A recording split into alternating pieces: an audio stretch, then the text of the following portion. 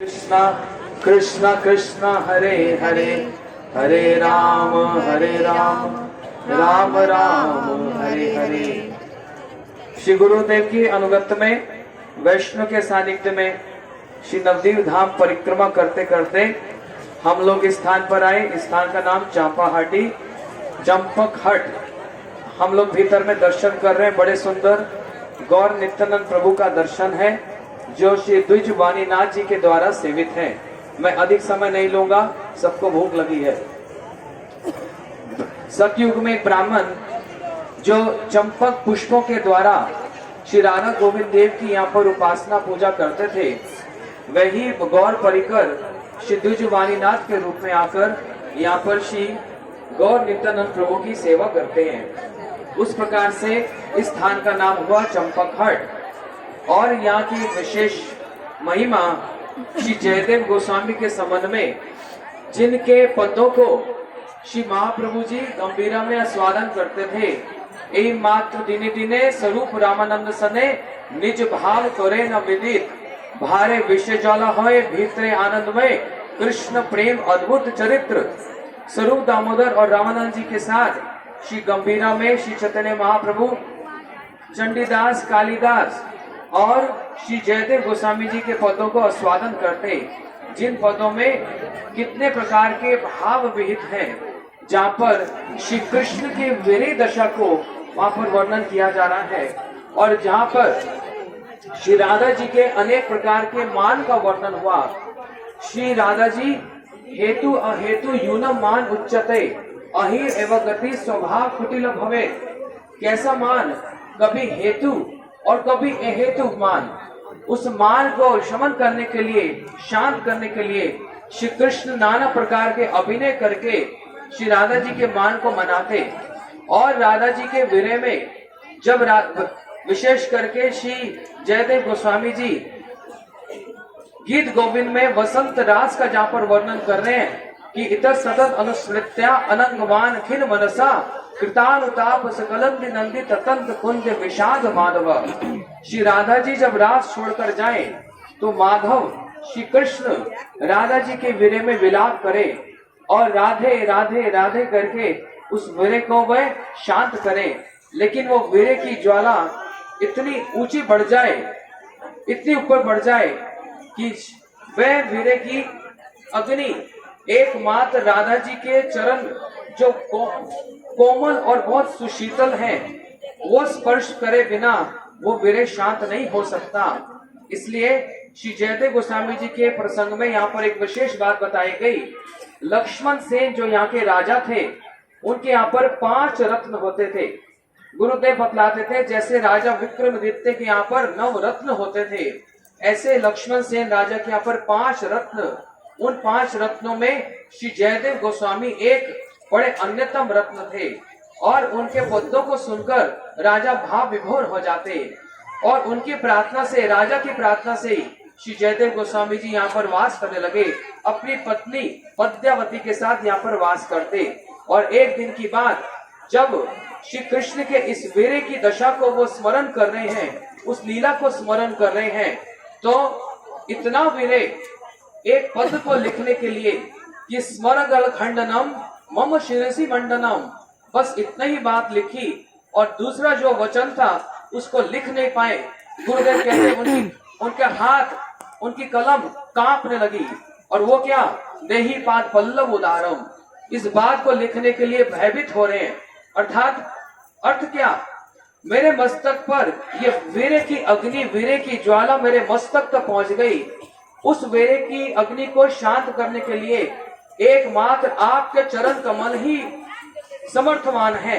इसलिए मैं अपने मस्तक को आपके चरणों में झुकाता हूँ। देही पाद पल्लव उदारम, देही पाद पल्लव उदारम। जयदेव गोस्वामी इस बात को लिख नहीं पाए और अपनी पत्नी से कह दिया कि देखो मैं स्नान करने जा रहा हूँ। जब जयदेव गोस्वामी स्नान करने गए तो श्री कृष्ण ही जयदेव गोस्वामी जी का वेश धारण करके वहां पर आए। जिस बात को लिखने के लिए जयदेव गोस्वामी जी के हाथ कांप रहे थे, स्वयं श्री कृष्ण स्वर्ण अक्षरों में उस बात को लिख दिए कि स्मरगल खंडनम मम शिरसी मंडनम देही पाद पल्लव उदारम। लिख कर वे चले गए।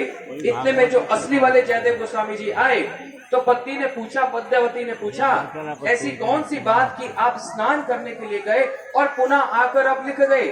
जयदेव गोस्वामी जी कहने लगे, मैं तो आया नहीं। बोलते नहीं, आप आए और आपने कुछ लिखा। तो जयदेव गोस्वामी जब देखे तो आश्चर्यचकित हुए और कहने लगे, पद्मावती तुम कितने सौभाग्यशाली हो, ये पद मैंने नहीं लिखा, ये साक्षात कृष्ण आकर ही लिख गए हैं, ये स्वयं कृष्ण आकर ही ले गए हैं। देहि पाद पल्लव उदारम।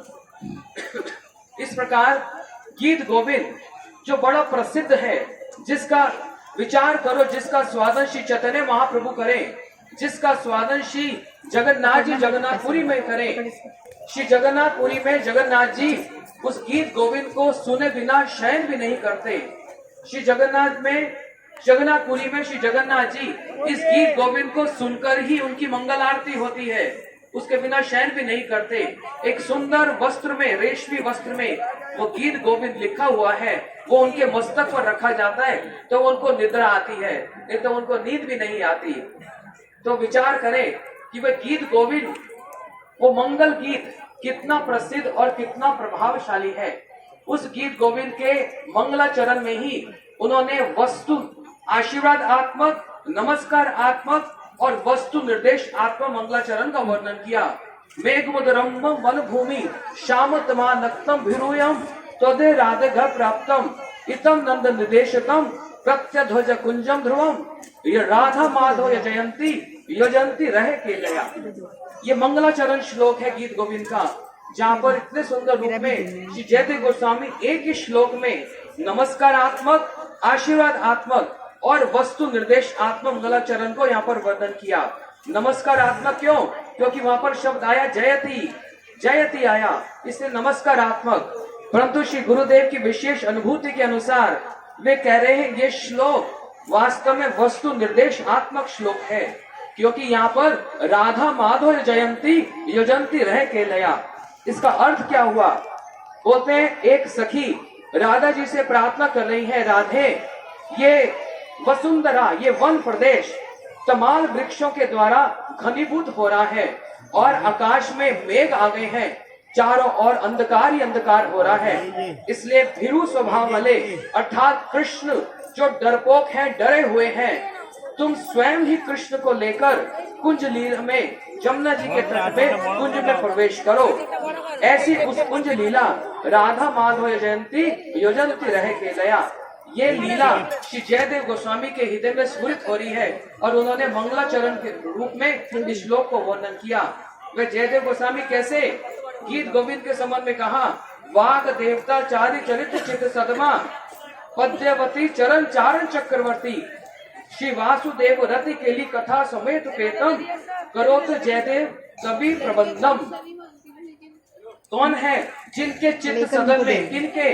श्री जयदेव गोस्वामी के चित्त सदन में सदैव श्री कृष्ण की लीला ही जहाँ पर स्फूर्ति को प्राप्त होती है उसका गान करते हैं। और जो स्वयं पद्यवती चरण चारण चक्रवर्ती, जो राधा जी के चरण प्राप्ति की लालसा में सब समय संयुक्त रहने वाले हैं, श्री राधा जी के चरण प्राप्ति के लिए ही वे सदैव उत्सुक रहते हैं, वे श्री जयदेव गोस्वामी वो इतने सुंदर प्रबंध को, पद्यों को वहाँ पर वर्णन कर रहे हैं, जहाँ पर श्री वासुदेव रति केली कथा समेत पेतम, श्री राधा जी और श्री कृष्ण की परम माधुर्यमयी और रह केलया जो कुंज और निकुंज लीला का जहाँ पर वर्णन हुआ, श्री जयदेव गोस्वामी उसका वर्णन कर रहे हैं।